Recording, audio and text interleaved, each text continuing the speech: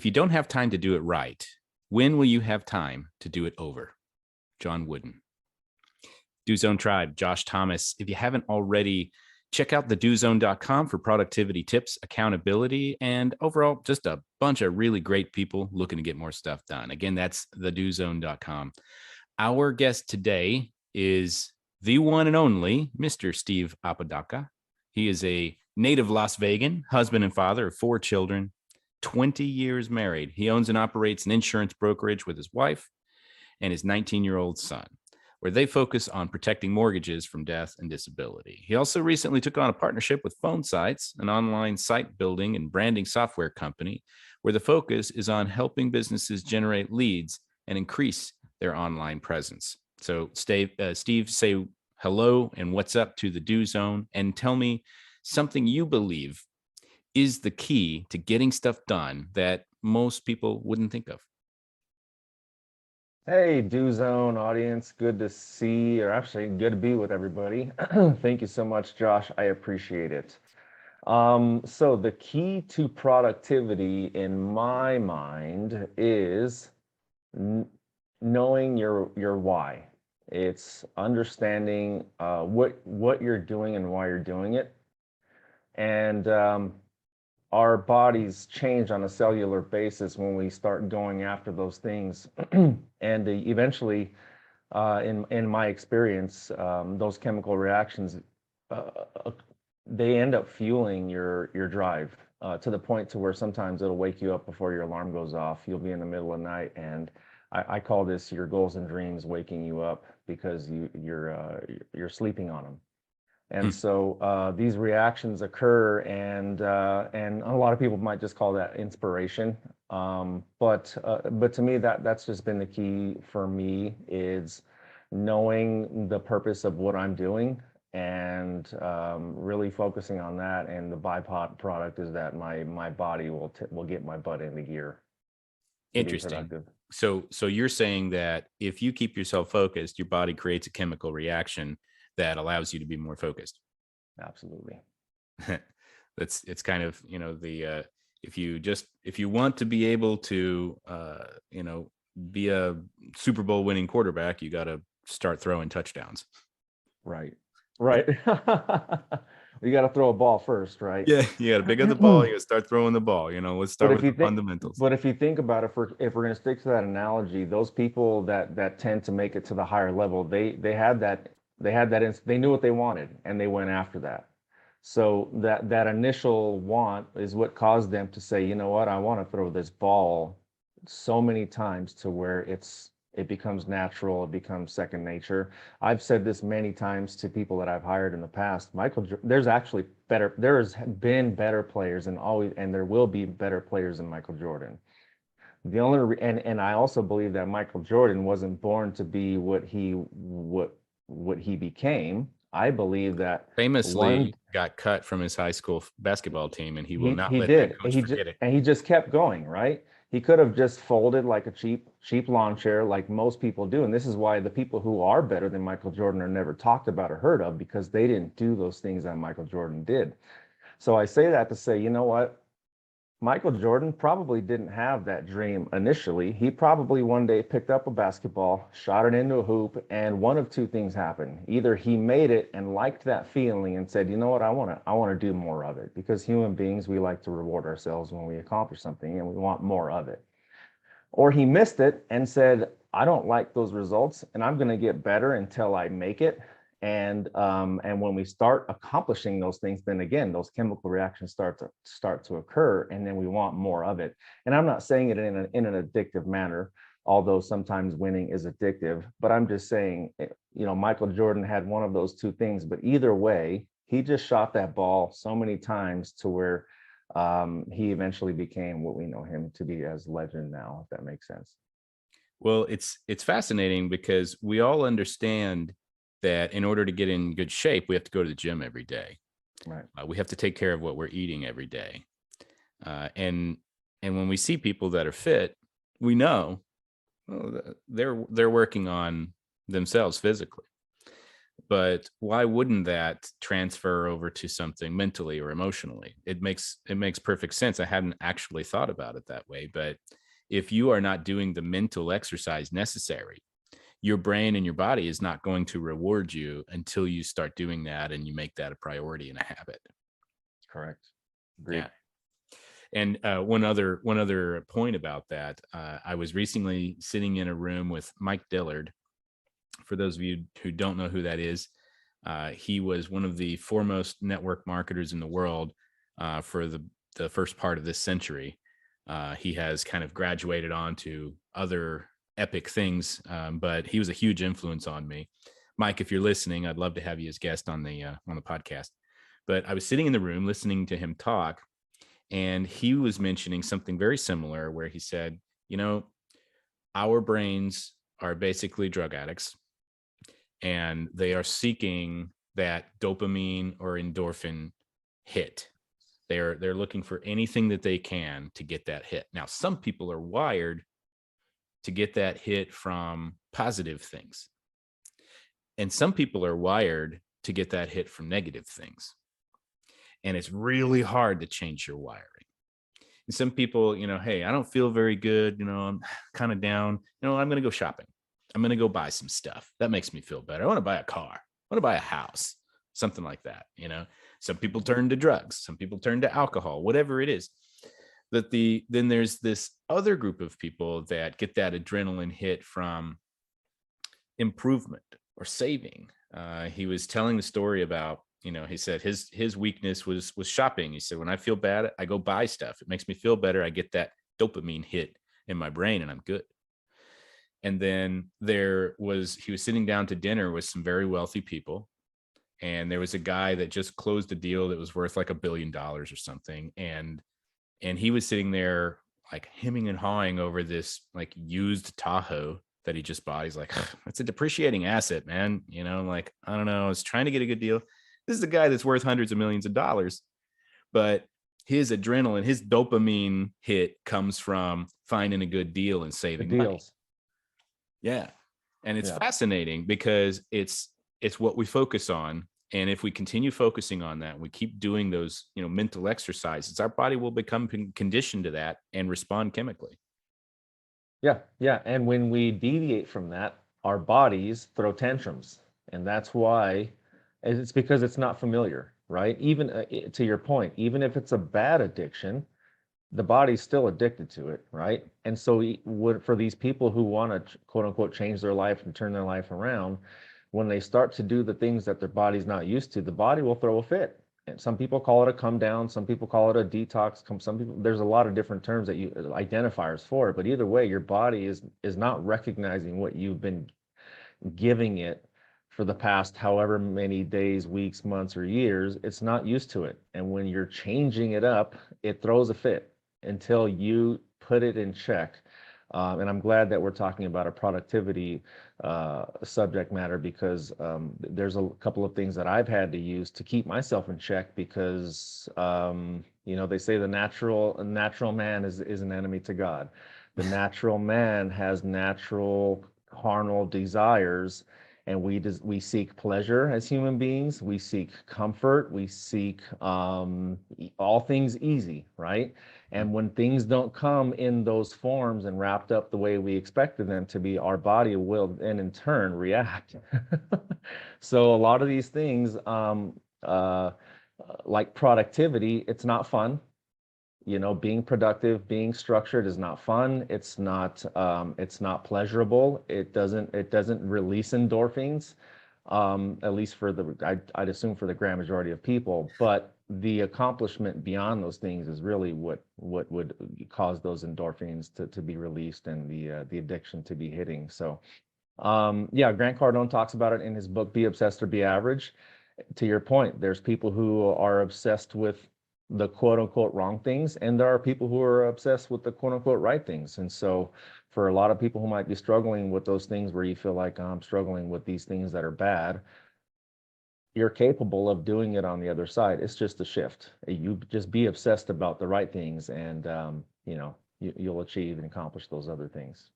Yeah. And it's walking through, it's walking through that that zone of discomfort that usually just destroys everybody.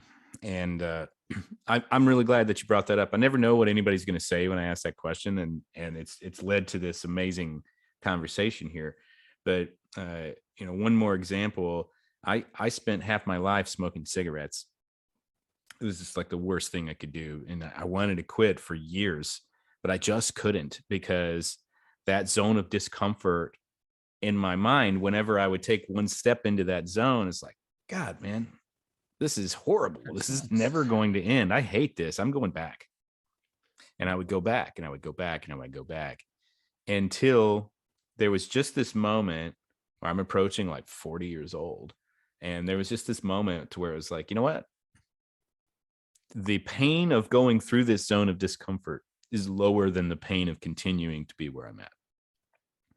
And when I made that decision, I walked through and I realized that zone of discomfort was actually very small.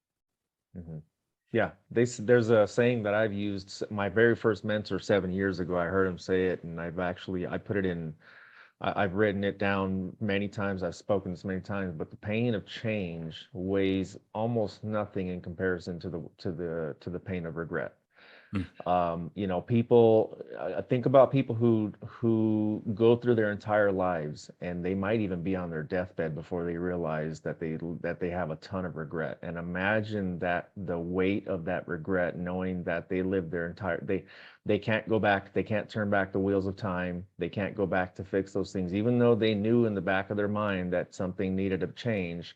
Imagine that weight of regret. It weighs tons in comparison to making that change 30 years ago, 5 years ago, 2 weeks ago, a lifetime ago, and you didn't have that pain of regret. So yeah, the pain of change weighs almost nothing in comparison to the pain of regret. Yeah, absolutely. Yeah. Do Zone Tribe, those of you who are listening to this right now, this is one of the most important lessons that you can learn, and one of the most important thought processes that you can internalize. That that zone of discomfort is tiny. Your brain is trying to convince you that it is insurmountable, but your brain is designed to keep you in the comfort zone.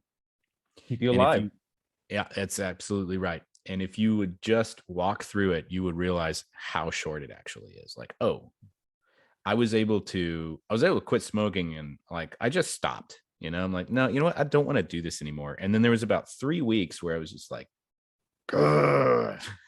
And it Hmm. sucked.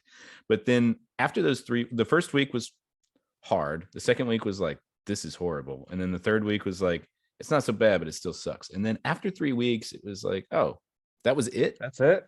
That was it. Like, seriously, 20 years of my life, I tallied it up one time, and I believe that I spent more than $50,000 on cigarettes in my lifetime.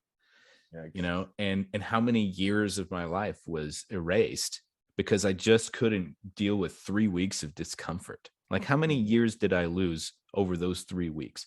and Right. and I want you to think about this.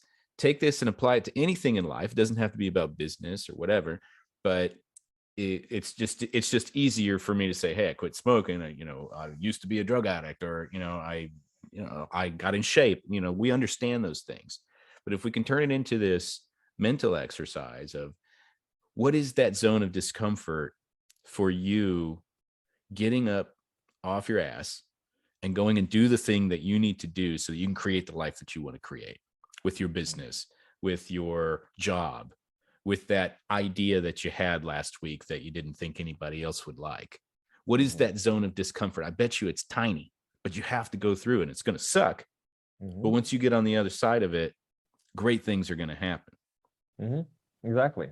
And I'm super glad that you're choosing productivity as our theme here, because in order to accomplish those things, you have to be productive, right? Mm. Even if it's getting in shape, if it's self-improvement, if it's mindset, if it's relationship based, if it's business based. I mean, really, we all have a level playing field. And I'll be honest with you here. For some people to say, like, let's say, for example, let's go back to the Michael Jordan example. Some people might say, well, he's more physically gifted than me. right? Or they have this that I don't have, which is complete BS because God doesn't, he's not flawed, right? He doesn't make mistakes with us. He would be an unjust God if he gave Josh Thomas better or different mechanics as a human being than he gave to me. So the level playing field here is that we're all created equal. We might have different outside circumstances, right? We're all created equal, and we all have the same 24 hours in a day. Hmm. So the question becomes then, all right, well, what is it that you're doing during those 24 hours in a day that's keeping you where you're at right now, right? So again, I've hired over 1,000 people in my career, and it just usually comes down to those basic fundamentals of, well, when you hear stuff like, I don't have enough time in the day, you're sleeping 8. It might take 1 hour to accomplish some of those things that you need to get out of your rut. If you're Arnold sleeping, Schwarzenegger would tell you to sleep a little faster. that's what I'm saying, right? So if you're sleeping 10 hours, well, shit, even better for you. You have a lot more time than most others, right? Others, right? Well, I'm only sleeping 6. Okay, so then let's find out what you're doing for the rest of those 20 or 18 hours throughout your daytime. And I can almost, actually, I'm not almost, I'm gonna say I can guarantee you that we will find in every single human, even all the way up to people like Elon Musk, that there are still gaps in people's day where they know innately that the ego is not going to allow them to share it outwardly, right? But innately they know that we all know that we can be doing better with the 24-hour gift that we're given on a daily basis, right? So what I've done to help me out is I've structured myself. I have an A-type personality. This is something that I had to painfully realize, was that you can't just live your life like a bag in the wind, willy-nilly, and still expect to be productive for the things that you want. And so I kicked and screamed with it. I was like, no, my mind's good enough. I'll remember everything. I'll remember everything that I need to do and when I need to do it, but which is complete horse crap. But we trick ourselves into thinking that we're better than we really are, right? We're at the same time as intricate as we are as human beings, we're still also basic, right? We're still almost predictable as human beings. So what I've done is I'm old school. I don't really do the digital. I have to use a digital calendar now that my schedule is just always packed. But what I did is I just wrote everything down in my planner every day. And the pushback that I've always gotten is that, well, that's just too much for me. It's too structured. I feel like a prisoner. Um, And that's like you your said, and that's your brain having a I was gonna say, reaction saying, hey, that sounds uncomfortable, and we're cool over here, like it's warm, mhm, I got a yeah. blanket, there's popcorn in the microwave, like I And just want to chill. as you mentioned, it takes about 3 weeks for you to for your mind and your body to wrestle and tussle, right? But then after that 3 or 4 week period, and I know because I went through the same thing when I did the 75 hard challenge. For those first 3 weeks, I was like, holy shnikey, I don't know how this is gonna work or what's gonna happen. But after that 3 week period, I'm like, man, I can take on the world, right? So anyway, so as for those people who might struggle with structuring your day, right? I like to call it bumpers.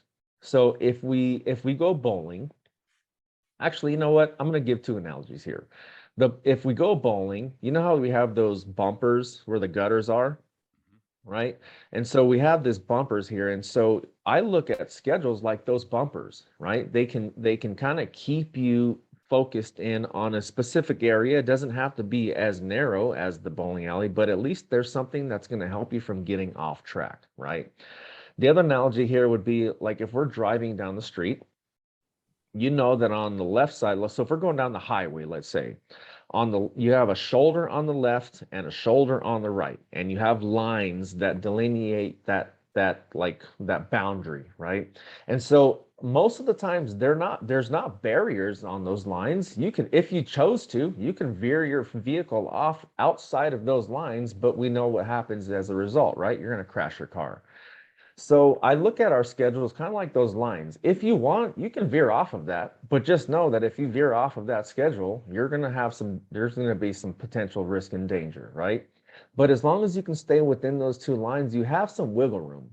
So I kind of use my schedule as like those lines on the shoulders, on the both the left and the right shoulders of the freeway. And I say, okay, so as long as I can fit everything that I need to do, everything that I need to do to be productive within those boundaries, within those bumpers, then I'm gonna be okay, right?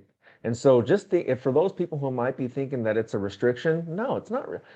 Having those lines on the road is not a restriction. Having those lines is just a guide to say, hey, if you stay inside these lanes, you're going to be safe. You're going to get to your destination, right? And so I like for those who struggle with that, just kind of think of that analogy. Like, you know what, having a schedule might not be fun at first, but at least it's going to kind of keep me on the straight and narrow to where I don't veer off and crash and burn. Yeah, well said, well explained. I appreciate that. Get the lines on the road are not a restriction; they're just a guide to help you get there safe. Yeah, awesome, man. So you, I like the way you think, Steve, and I know we could dive super deep on how you got where you are, but just to kind of keep it moving forward here, let's take a look at our do zone diagnostic. Are you ready? Sure. Awesome. So first question I have for you: what is the one thing that you do that helps keep you focused on your goals? It's the daily schedule. Hmm. It's again, it's not fun, especially so I do it the night before the next day comes up. So typically on Sunday nights, I'm kind of doing a pre-plan for the week ahead. I'm checking the schedule, see what's already on there, and then what's where the gaps are at. I fill those things in with other things that are going to lead me toward my goal. So if I have a gap, let's say I have a 2 hour gap in between appointments, I don't just leave it blank. We've heard Grant Cardone say white space is the enemy, right? And so I might look at a gap in my calendar or my schedule and I say, okay, so what else am I missing? What else can I be doing that's going to get me closer to my goal? And I'll fill something in there, even if it's sitting down and brainstorming on an idea that I might need to be productive or in relation to my business, whether it's a follow-up with a client. Maybe I haven't spoken to some people in a while. I'll catch back up with them. But either way, whatever's inside those bumpers is going to be in relation to the task at hand, right? And so I use that, and then the night before I just review it. I review the next day that's coming up. Again, I still look for gaps, and then I fill in those gaps. And what that does is, again, we talk about chemical reactions. It's the last thing that was on my mind before I went to sleep. Now, obviously, I have conversations with my wife and my children. We do family prayer and things like that. But either way, that was one of the last things that was on my mind before I went to sleep. And what happens is when my eyes open, my subconscious was working on those things when I went to sleep. So my subconscious is at work at night. When I wake up, the reticular activation system is on, and since it's still fresh in my mind, I'm already focused on what I need to do, right? Aside from my morning routine, which is I do I do a prayer as soon as I get. As a matter of fact, like clockwork, I get up, I hit the water dispenser. I have a water dispenser. I get a full glass of water. I drink it, pray, meditate, work out, and then I'm hitting that schedule. All right, what do we got to do? And then it's off to the races. Nice. And what do you do, Steve, to get back on track whenever you lose that focus? Because it does happen to all of us. Yeah, it does. Well, first I throw a tantrum like a child. Like, dang, how did I not do that? Right. So, but that's a personal thing, right? I tend to verbally beat myself up. I don't really have, I didn't grow up with parents who helped me with those things, who guided me and led me and things like that. And so when I had my last life defining epiphany on what we talked about earlier, like I felt like I pissed away a lot of my life. And so once I made my life defining decision, I had to become my strongest coach, my strongest cheerleader and my hardest coach. And so sometimes I tend to like get on myself like, hey, what are you doing? Do you really want your goals bad enough? Well, you're dropping the ball here. So I guess what I'd say is I have a self locker room talk whenever I catch myself slipping up or missing some things as a coach would do. If a coach sees a player on the field or the court and they kind of maybe messed something up or missed something or forgot something or had a mishap, they usually will pull that person to the side after the game or during the game, during timeout or something. They'll say, hey, look, I saw, where you did XYZ or you failed to do XYZ, shape it up or do better next time, or maybe next time you should do this or you can do that, but just know that you could be doing better. So in my case, I don't normally go to the mirror, but if you do the proverbial thing is you look in the mirror and you have that talk with yourself, and you kind of keep yourself in check that way. If you're willing to do that, not a lot of people like to talk to themselves or go inside and self-reflect. That scares a lot of people. But in my case, I don't have a physical person to do that. My wife doesn't do it. As much as she loves me, it's not her job to do it. So in that case, I do take the self-responsibility to kind of keep myself in check. So speaking of support, who is your support group, and how do they keep you accountable? So my wife is more of a moral support. Hey, my husband's a beast, go babe, right? We have our defined roles as a partnership, and those are already clearly defined and set. And so she does her thing as running the household. But in relation to other things outside of that, it's my syndicate, it's my family of choice, it's those people, the like-minded people that I've chosen to fit inside of those 24 hours, right? So if we have a pie chart of 24 hours, you have to fit sleep, family, self-care. I mean, once you fit almost all of your non-negotiables in there, there's only a little slice and sliver that's open for you to fit other things in, right? Mm. And so in this case, I'm very meticulous in who I fit into that little wedge of time of the big pie chart. And that's typically going to be my family of choice, people like Josh Thomas, other entrepreneurs, solid people. And I have a heavy vetting process before I allow people into that 24-hour period. But once I do, that's usually what kind of helps me stay accountable. I jumped into Mastermind Apex. To me, that was me getting out of a small pond and jumping into an ocean where I have now room to expand. It makes me feel uncomfortable to be around people who are winning at a higher level, to the point to where I need to grow, right? We know that koi fish, they stay the same size of the bowl that they're in. Mm. So if we put that koi fish in a big pond, those suckers get huge, right? If not, they stay where they're at. And so in my case, because I have goals and aspirations and I have high standards for fulfillment, I seek others that are doing that have done it before me, and that are willing to open up and share those things with me. Yeah, well said. And where do you draw the line, Steve, on what to do and what to delegate? Ooh, that's a good one. That's hard for me. So I'm going to get vulnerable here. And it's hard for me because I have been accused of being a perfectionist, which means that I've had the mantra of, if you want shit done right, you do it yourself. So I feel like I've been let down many times in my life. And so it's been really hard to then delegate certain things that I know that I can do effectively. But I do, and I understand the importance of it. And what I've done, at least to remedy that, is I've hired a VA, and I've given my VA tasks, kind of tests and tasks on the small mundane things that not only that I don't like or enjoy doing anymore, right? But also to kind of test and see what they're going to do. Let's put a captain in the ship and see if they're seaworthy, right? Let's see what they can do. So in that case, it's just delegating the mundane things. And how I determine that is asking myself, hey, is this worth it, right? Is it worth, let's say you pay 20 bucks an hour, right?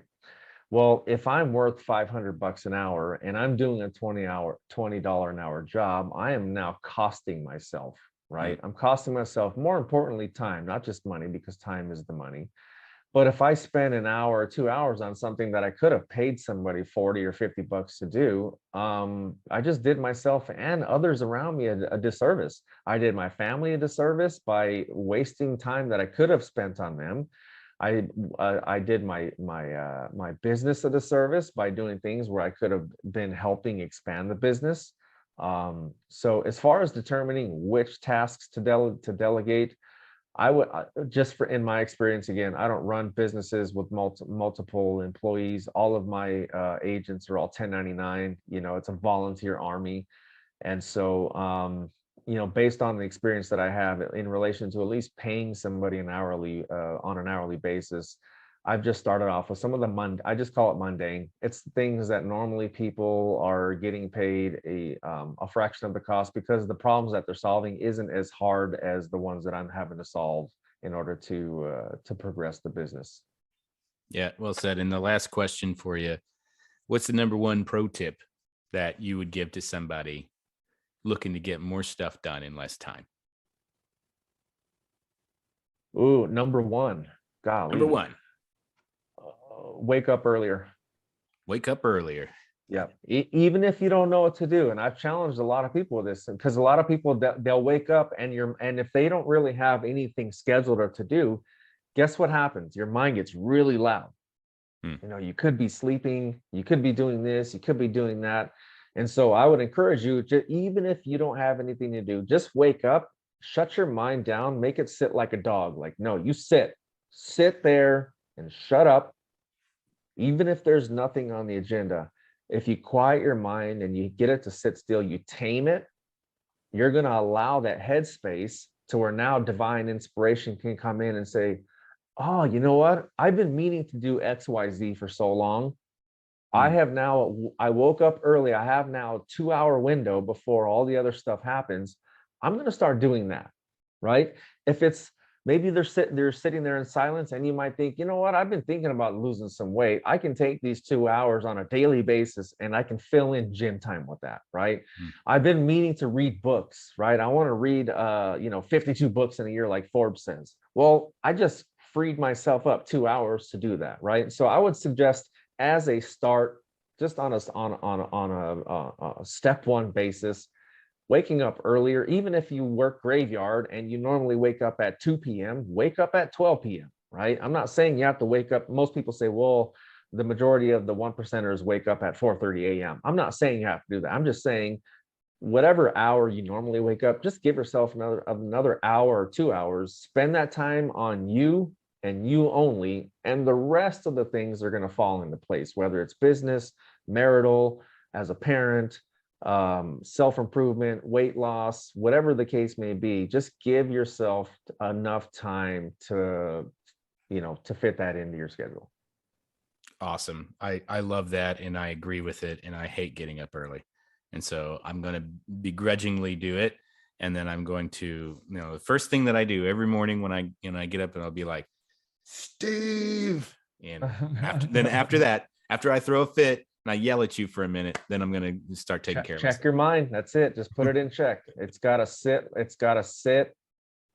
Stay still, because our mind it could be our worst enemy. It could be our best friend or our worst enemy. And so once we can practice and learn to overcome our own domain, and we fit it in with productive things that are going to progress us as a human. I'm not saying productive just like a checking the box off thing. I'm saying what's going to cause you to become a better husband, spouse, father, friend, partner, business owner, human being, and fit that into wherever you can fit it, because anything else, it's going to cause regret in the future.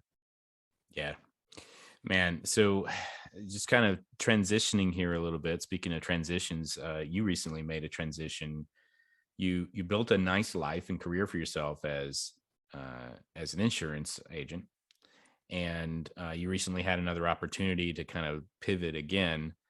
So talk to me a little bit about what you're doing, and who is it for, and how have you kind of handled that with all of the skills that you've picked up? Yeah, sure. So now I took on a partnership with Phone Sites under Ryan Stewman. We're basically expanding. So if you think about like, Subway, right? Subway, I think it was like 2013 or 14. The same time that Subway, at the same time that McDonald's made an announcement that they were going to remodel all of their restaurants to make it look like a home and a kitchen so families can go eat dinner there, because they had already conquered the breakfast and the lunch market, right? So they needed more families to go there during the dinner hours. So what they did is they decided, we're going to remodel, we're going to make this place look like a home. And so they started coming out with these soft colors, the nice pictures on the wall, things like that. Well, at the same time, Subway announced that they were going to expand. It eventually came to the point where now Subway's at like airports, they're in like gyms, they have kiosks everywhere. I mean, they just wanted to get out there, right? Well, eventually Subway ended up becoming the largest chain in the world, right? So two companies made a decision. One said they wanted to expand, one said they wanted to just change, and the one who expanded is the one who actually became the king, right? Hmm. So I say all that to say Phone Sites is following the same route. We are do very well in the small business market, and what we're doing is we're just expanding this out to an enterprise level where we're going to now start offering solutions to bigger, larger workforces. Now, the reason why I did that is because I was first a consumer. I used Phone Sites for my insurance brokerage. I used it for productivity. I've used Phone Sites to create things like accountability forms, or like an accountability system, training system, obviously for generating leads, sales pages, digital business cards. I mean, anything that you can think of. And I did this because it was on a budget. It was simplicity. I needed something that would work for me and my brokerage on a budget basis. It fit all of those things. So I was already a consumer. And when the opportunity arose for me to now reciprocate what I have done to help grow my business for other business owners, I wanted to jump on that. So he opened up the door, I kicked it down, and here we are now. We've got a lot of cool things in the pipeline here. I'm not at liberty to discuss, but we're providing solutions to to all business owners here, and very soon we're going to put ourselves about 5 to 10 years ahead of everybody else. And it's only coming in the form of providing solutions, right? It's providing benefits, it's solving problems for people that either they currently have or they just don't foresee they're going to have. And so that's what we're doing with Phone Sites. um, did that kind of answer your question, or did you want me Yeah. to talk to you about? Yeah. Okay. Yeah, no, it's great. And so for anybody listening who may not be so familiar, you went through a list of all the different features, benefits, but if you could just describe Phone Sites in a sentence or two for somebody that's maybe just never even heard of it, what is it? So Phone Sites it's a drag and drop page builder, and it's the fastest from basically scratch to market. You can literally create a website in a matter of like minutes, 5 to 10 minutes. You have an idea on something that you want to, a problem that you want to solve, right? So, I'll keep this insurance based because this is what I use it for primarily. So in insurance, there might be diabetics who might feel like they can't get insurance, right? Somebody who might have some subpar health. Well, I might have an idea and say, well, you know what? I have a solution for diabetics that they might not know. And so, I can make a website that says, hey, diabetics, I've got a solution for you to get coverage, and it's not going to cost an arm and a leg. Process is simple. Fill out this form, and I'm going to provide a solution to you, a benefit to you, right? And so in order to make that site, it would probably take me less than 30 minutes to put all the wording in and then structure it and then put a form fill in. And then now all I have to do is take that site and put it onto social media. Maybe run an ad if you're into running ads, right? But me, I took an organic method that Ryan Stewman teaches called building your machine. And I was able to just utilize free service, free social media. I would put the message out there that I have a solution for somebody, right? And so if it's a real estate agent, you might have a solution that your competition doesn't really like to talk about or say or give. In your case, you deal with people looking for multi-homes and things like that. And so you might have a specific niche of people that you have a solution for.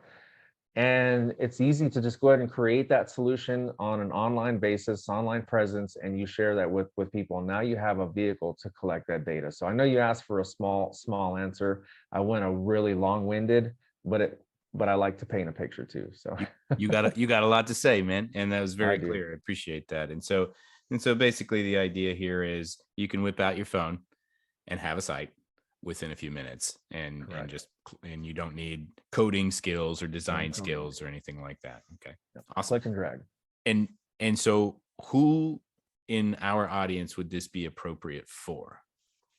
So if anybody uses a business card or has used business cards in the past, this is for you. We have now entered into the digital business card space. We have solutions like the NFC card tap, where you can now tap somebody's phone, pulls up all of your information for them to either be imported into their phone, or pulls up your information on the information that you created. So if you've used business cards or currently use them, this is for you. If you own a business where you need people to get eyeballs on you, whether that's a landing page, an information page, an education page, if you're driving sales, if you have an incentive to give away, hell, even if you are having a child and you want to announce the birth of that child, you can make a site. If you want to create a baby registry for your uncle, you can create a site for that. If you're a real estate agent and you're about to list a home, you take some pictures of that, you list it, you can put this out there into the market. So honestly, I know for a lot of businesses, they say, well, I'll take somebody with a pulse, right? I'll just, if you're breathing and you have a phone number, give me your information. But in this case, the possibilities are really endless, but we've just focused primarily on business owners, because a lot of business owners, you have to think about it. Marketing can be expensive. Advertising is expensive for a lot of people, right? So this is just a economical way to accomplish those things. But the ease of use is really what's the game changer for a lot of people, because a lot of small business owners, they don't either want to pay a lot of money for that, or like in my case, they don't trust people, right? So they want to create their own stuff, and so this is going to be the vehicle for them. Excellent. And so where can we go to learn more about that and connect with you? All right, so if you want to connect with me personally, you can do highlight HILYTE.com/Apodaca, my last name, APOD as in David, ACA. So if you go there, that's my digital business card. It's got ways to find me. It's got my phone number, my calendar. It's got all of my phone sites and my insurance brokerage information. So if you're just looking for a one-stop shop to find out who I am, you can go there. Otherwise, insurance related, it's riseupbrokerage.com. And then obviously with phone sites, phonesites.com. But if you want to just speak to me personally about any of those things before you pull a trigger, I know a lot of the times we need to be vetted, we need to be verified before people are comfortable with us. I know people like to know, like, and trust who they're working with, and so you can either find me in the highlight.club, or you can just find me on Facebook under Steve Apodaca, APODACA. Got it. So that's highlight.club, you said? .club. All right. /Apodaca. /Apodaca. APODACA. Correct. Excellent. Is that kind of one of those online? That's a phone site. Oh, okay. Got it. Cool. So, man, I really appreciate this. I had no idea where this conversation was going to go. We know each other, and I know that everything that you say is pretty much fire. So I really appreciate you coming on and talking about the thing that really jumps out to me and always has is what's happening in your brain and how are you feeding your brain? Just kind of going back to that initial conversation. So Steve, thanks so much for being here. I really appreciate you. Love you, Josh. Excellent. So, hey, we're going to wrap up from here. Steve Apodaca, if you're interested in learning more, you can go to highlight.club/Apodaca. And just in case, can you spell that one more time for us, Steve, the whole thing? Sure. Highlight HILYTE.club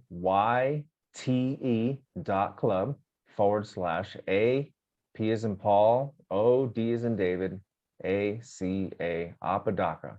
not abracadabra, not Waka Flocka or Apple Daiquiri, Apodaca. Very well. Excellent. And then for those of you who are interested, if you're an entrepreneur and you're interested in learning more about phone sites, you can go to phonesites.com, right, Steve? Phonesites.com/Steve would work. Phonesites.com/Steve. So you can connect Correct. directly with Steve on that.